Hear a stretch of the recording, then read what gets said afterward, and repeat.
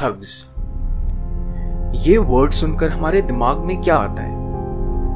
डकैत, गुंडे, मर्डरर्स, लुटेरे, यही ना? लेकिन सच तो कुछ और ही है और काफी शॉकिंग है। इससे पहले कि मैं बताऊं कि थग्स ऑफ हिंदुस्तान कौन थे, आपको कुछ चीजें जानना बहुत जरूरी है। अगर मैं आपसे पूछूं कि ऑस्ट्रेलिया के ओरिजिनल इनहैबिटेंट्स कैसे दिखते हैं, तो आपके दिमाग में कैसी इमेजेस आएंगी? ऐसी, ऐसी या ऐसी?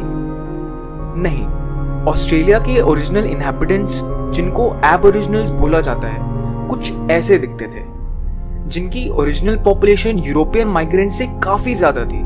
और यूरोपियंस जब उस कॉन्टिनेंट पर पहुंचे तो उन्होंने एक पूरे कॉन्टिनेंट का मास मर्डर कर दिया। And today they form just about 3% of the Australian population, lacking even the basic of civil rights. यही नहीं, 1492 में नेटिव अमेरिकन्स की पॉपुलेशन 60 मिलियन थी और पूरे यूरोप की पॉपुलेशन 40 मिलियन थी। और जब कोलंबस ने अमेरिका को डिस्कवर किया था, तो उन यूरोपियंस ने नेटिव अमेरिकन्स की हॉस्पिटैलिटी का भरपूर फायदा उठाया और यूरोपियंस उस हॉस्पिटैलिटी के बदले गिफ्ट के तौर पर नेटिव अमेरिकन्स को मलेरिया से इन्फेक्टेड ब्लैंकेट्स देते थे, ताकि नेटिव अमेरिकन्स इन्फेक्टेड होकर मर जाएं। और ये तरीका तो उन हजारों तरीकों में से सिर्फ एक था जिसे यूरोपियंस ने नेटिव अमेरिकन्स का मास मर्डर किया था।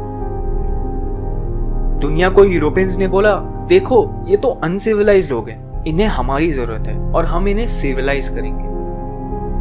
अब आप सोचोगे, how are Native Americans and Aboriginals related to the thugs of Hindustan? तो दोस्तों, थग्स ऑफ हिंदुस्तान कोई चोर, डाकू, डकैत या गुंडे नहीं थे। Thugs were a Kali worshipping tribe in India who lived in the jungles. और ब्रिटिश इंपीरियलिस्ट्स को जब इंडियन लैंड्स ऑक्यूपाई करने थे, तो वो थग्स के जंगल्स को डिस्ट्रॉय करना चाहते थे। और अगर कोई किसी के घर को डिस्ट्रॉय करेगा तो रेजिस्टेंस तो आएगी। So to solve this issue, the Britishers tried to project a bad image of the Thuggees through literature, यानी कि books.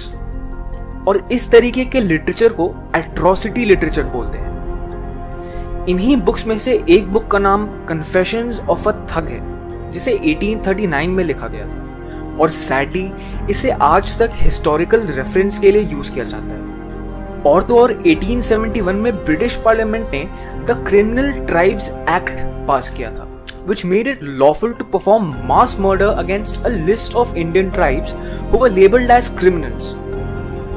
Every member of the tribe was labeled as a criminal, including newborn babies.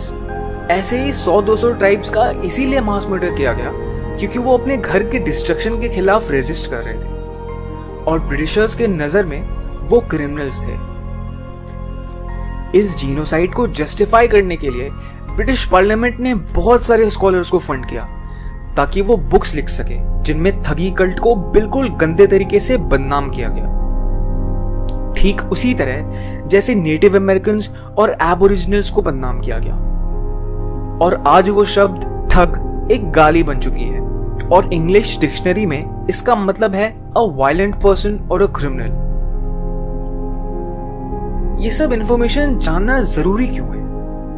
क्योंकि दोस्तों, ये western civilization की शुरू से आदत है कि कहीं जाओ, उनके भोलेपन का फायदा उठाओ, उनका मास मर्डर करो और दुनिया को जस्टिफाई करने के लिए ये कहो कि भाई हमने तो अनसिविलाइज्ड लोगों को सिविलाइज कर दिया। यहाँ तक कि हमारे प्यारे इंडियन इंटेलेक्चुअल्स ये दिल से मानते हैं कि ब्रिटिशर्स ने आकर इंडिया को सिविलाइज ही किया। तो भाई, ब्रिटिशर्स के आने के पहले India was the richest country in the world, contributing about 27% of the world's economy.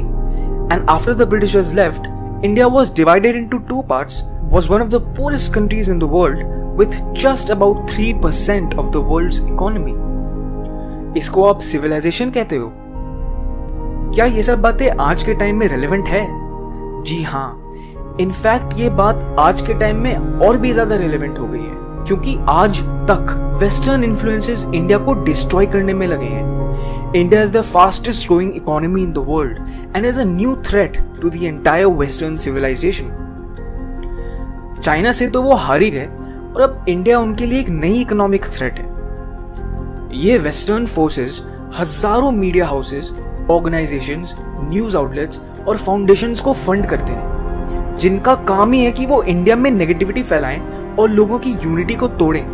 अगर इंडिया यूनाइट हो गई तो इंडिया को वापस सोने की चिड़िया बनने से कोई नहीं रोक सकता।